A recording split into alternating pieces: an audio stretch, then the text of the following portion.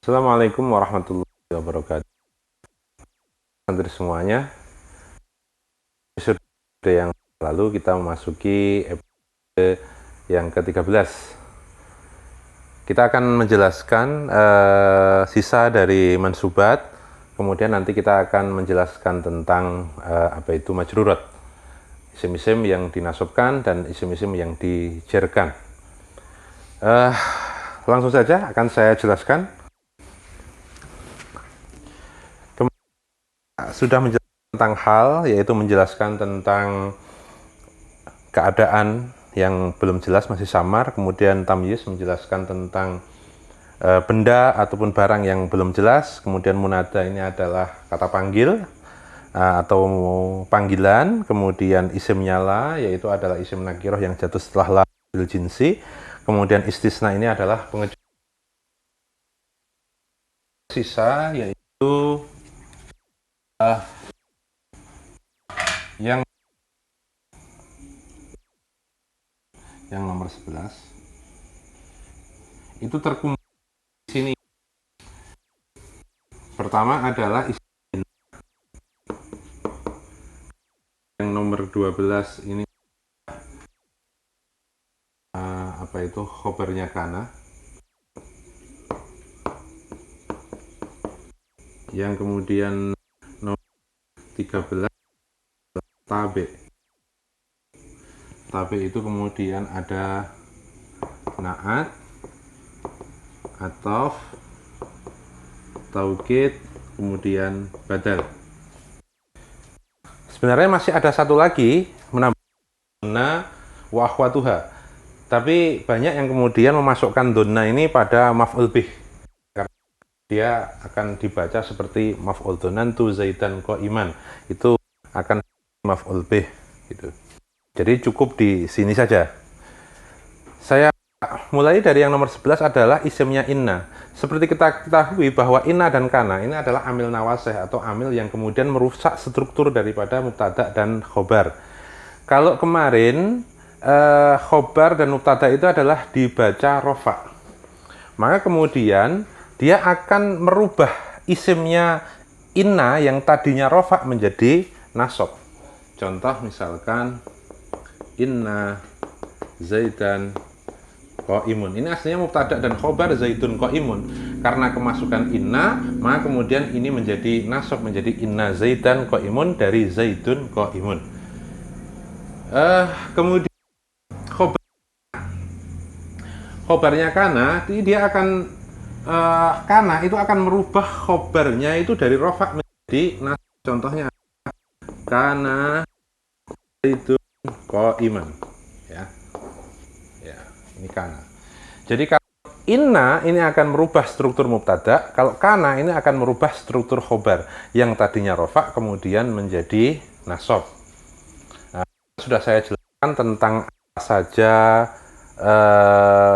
akhwatnya daripada inna dan apa saja akhwatnya daripada kana. Sebenarnya kalau kemudian yang paling enak itu adalah menghafalkan bait, baik di dalam alfiyah atau bait di dalam imri. Misalnya kalau di dalam alfiyah ini kita menghafalkan bait, misalkan baitnya inna wa akhwatuha, inna anna laita lakinna la'al ka anna aksumalika namil amal. Itu kita akan memahami bahwa apa saja inna itu ada inna, ada anna, ada laita, ada la'ala, ada lakinna, ada ka anna. Itu dengan menghafalkan bait di dalam inna selesai, sudah hafal. Kemudian dalam bab kana itu saja menghafalkan bait alfiyah, kakana dhallabat asbaha amsa wa sara laisa zala bariha fati awang fakawahadil arba'ah lisibhi nafyin aw linafyin ba'ah. Itu dengan menghafalkan itu juga sudah akan bisa mengidentifikasi akhwat atau teman-teman kana wa akhwatuha itu sendiri. Jadi inna ini punya teman-teman gitu. Tadi laita la'ala dan seterusnya, kemudian kana dhallabata adalah apa itu akhwat atau family ataupun yang punya hukum yang sama dengan kana. Itu kalau kita menjelaskan tentang isimnya inna dan khobarnya kana. Jadi kalau yang kotak ini dia marfu'at masuk di sini. Kalau yang ini masuk ke mansubat. Maka di sini ini adalah isimnya kana, di sini isimnya inna, di sini khobarnya inna, di sini khobarnya kana. Berbalikan antara yang di marfu'at dan yang di mansubat. Kemudian yang terakhir itu adalah tabi'. Tabi' itu apa? Tabi' itu adalah kemarin sudah saya jelaskan sesuatu yang mengikuti lafaz sebelumnya, baik berupa na'at, atof, ataupun taukid dan badal. Na'at jelas, na'at itu adalah sifat, karena dipandang bahwa masih perlu penjelasan lagi, maka kemudian dijelaskan dengan disifati. Dengan dia disifati, maka dia akan semakin jelas. Kemudian atof ini adalah menggabungkan dua kalimat dengan bantuan huruf atof. Kemudian taukid ini adalah menguatkan, baik dengan kalimat yang sama menjadi taukid lafzi, ja'a zaidun zaidun gitu, ataupun dengan taukid maknawi, lebih menguatkan dengan kata-kata nafsun atau ainun. Kemudian badal ini ada gantikan dari lafadz sebelumnya, baik kemarin ada 4 jenis badal itu sendiri. Inilah yang masuk di dalam mansubat. Nah, tadi sudah saya cuplik, biasanya ada yang masukkan juga dzonna wa akhwatuha, tapi ada yang mengatakan bahwa dzonna wa akhwatuha itu cukup dijelaskan dengan maf'ul bih karena fungsinya hampir sama. Inilah marfu'at dan kemudian mansubat. Kita akan menginjak yang terakhir daripada bagian-bagiannya isim apa saja yang i'robi. Setelah kita mengetahui i'rob rofa, marfu'at, kemudian i'rob nasab, yaitu mansubat, kemudian kita akan yang terakhir adalah i'rob jar atau dikenal dengan namanya majrurat. Isim-isim yang dijar. Isim-isim yang dijarkan pertama itu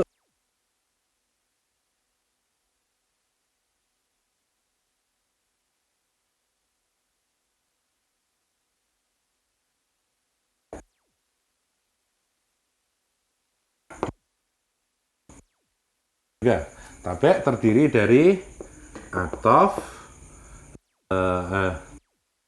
dari biar urut, atof, taukid, kemudian badal. Ya, kita mulai dari yang pertama, yaitu adalah dengan bil idhofah.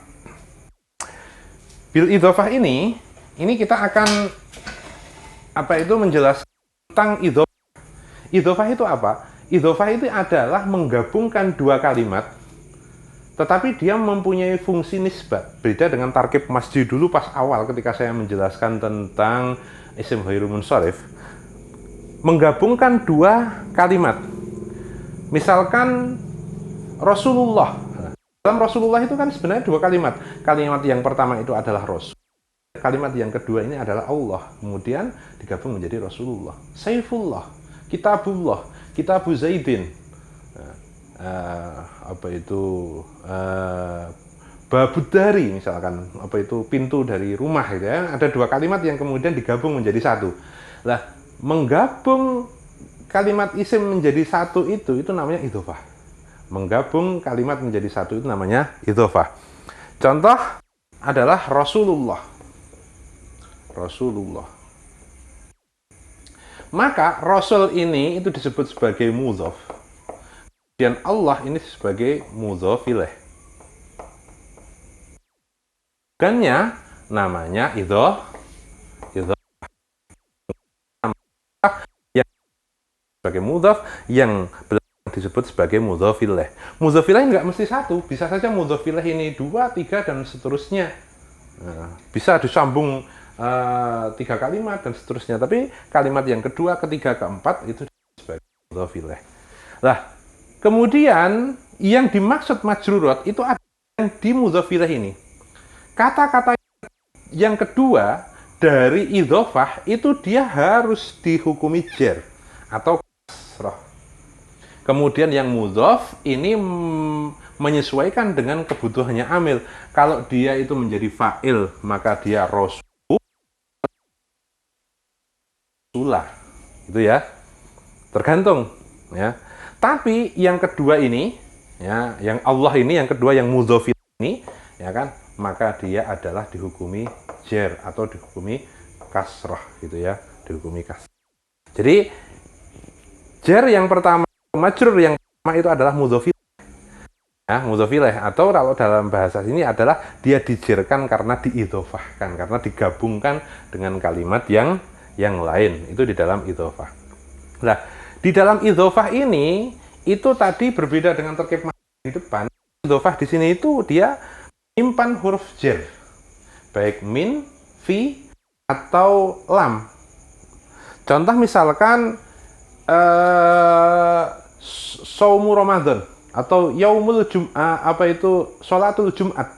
Sholatul Jum'at itu dia menyimpan huruf jar mi, artinya apa? Sholatun fil Jum'ah, sholat di dalam hari Jumat.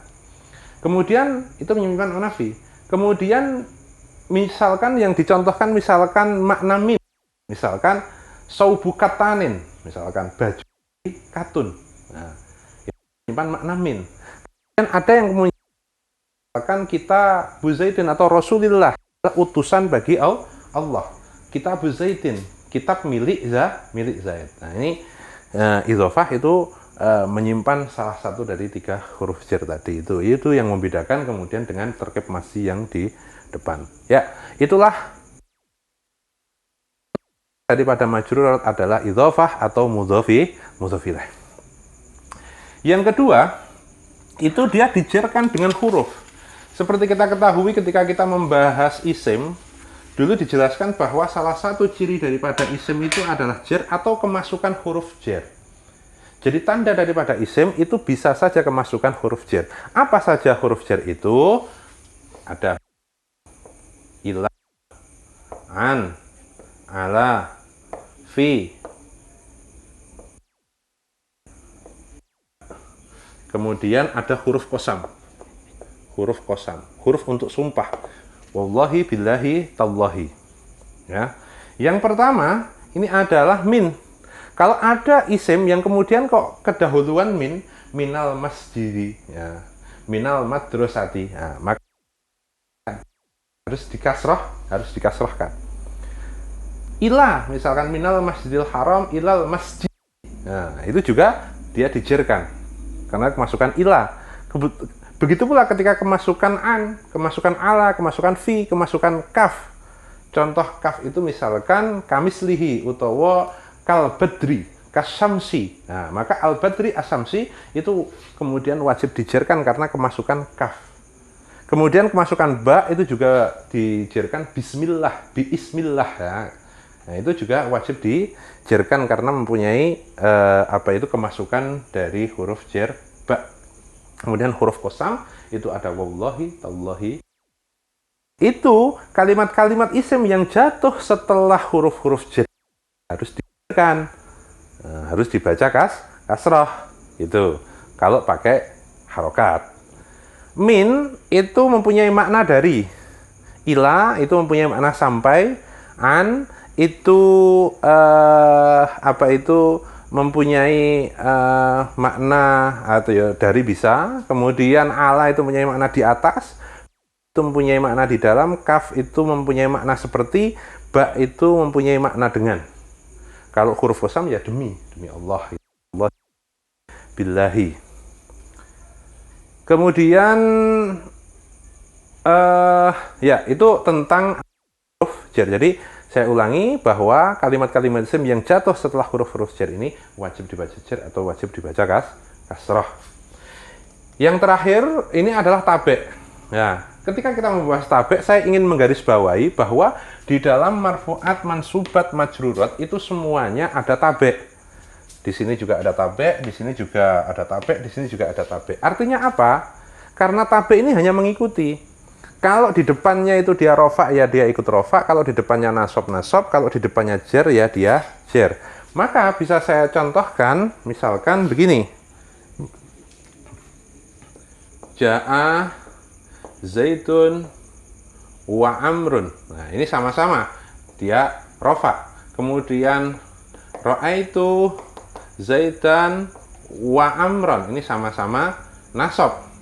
Kemudian contohnya misalkan Marartu bi Zaidin wa Amrin. Nah, ini sama-sama jar. Jadi tergantung, kalau di depannya dun ya run, kalau di depannya dan ya amron, kalau di depannya din ya amrin. Karena dia akan mengikuti. Dia lafal amrun, ini adalah atof ya, contoh daripada atof. Ini dia bisa nasab, bisa jar, tergantung lafaz di sebelumnya apakah rofa, nasab atau jar. Begitu pula ketika naat. Ja'a Zaidun al-alimu, ra'aitu Zaidan al-alima. Ya, dia dihukumi. Atau ketika misalkan taukid, Ja'a Zaidun ra'aitu Zaidan nafsahu, marartu bi Zaidin nafsihi. Itu ya, itu taukid. Kalau badal ya Ja'a Zaidun ahuka, ra'aitu tiga. Dia akan mengikuti rofa dan nasobnya, rofa, nasob dan jernya lafal sebelumnya. Ini semuanya ada. Ini tabe, kemudian ini juga ada tabe, kemudian ini juga ada tabe. Sehingga tabe itu ada di dalam marfuat, masubat dan majrurat.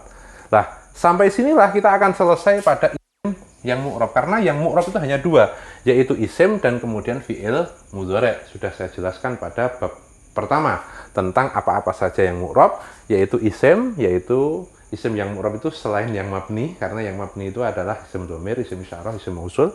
Kemudian fi'il mudhari' ini juga mu'rab selain yang bertemu dengan nun taukid dan yang bertemu dengan nun jamak niswah. Itu bisa dilihat pada episode pertama atau kedua itu ya. Periode kedua kayaknya. Periode kedua itu menjelaskan tentang isim yang mabni dan fi'il mudhari' yang mabni dan yang mu'rab. Maka kita selesailah di sini isim, kita akan memasuki bab terakhir nanti fi'il mudhari'. Ya, fi'il mudhari'. Ini kita besok akan bagaimana fi'il mudhari' itu rofa, nasab dan jazm. Seperti kita ketahui bahwa kalau isim itu bisa rofa, nasab, jar. Kalau fi'il mudhari' ini rofa, nasab dan jazm, itu akan kita jelaskan pada episode setelahnya atau episode terakhir. Sekaligus nanti akan kita review dari mulai bab 1, bab 2 dan bab 3, bagaimana kemudian segitiga nahwu ini berjalan. Ya, jadi kalau di dalam lafal ja'a Zaidun kayak gini, Zaidun ini adalah kalimat isim. Itu bab pertama ya, bab pertama kalimat isim, karena dia adalah kata benda atau nama. Kemudian dia hukumnya apa? Rofa, karena ya, memakai apa? Dia rofaknya memakai dhammah dhahirah, adalah isim. Jadi di dalam lafal Zaidun ini satu. Dia hukumnya bab 3. Rofaknya dhammah mufrad 2. Dimaksud dengan segitiga nahwu itu. Jadi Zaidun dikasih kalimat, kemudian identifikasi kedudukan kalimat, kemudian bab 2 itu nanti mencari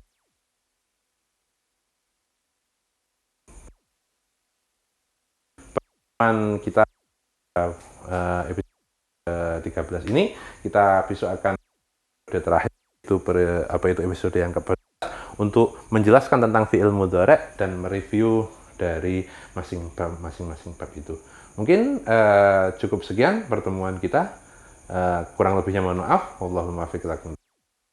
Warahmatullahi wabarakatuh.